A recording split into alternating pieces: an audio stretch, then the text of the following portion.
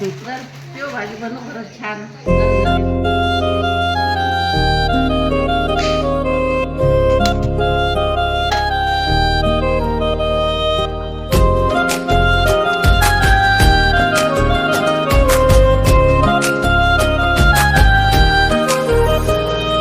दूर दूर राहून का बघाव तुला, सांग कसं मनातलं सांगाव तुला.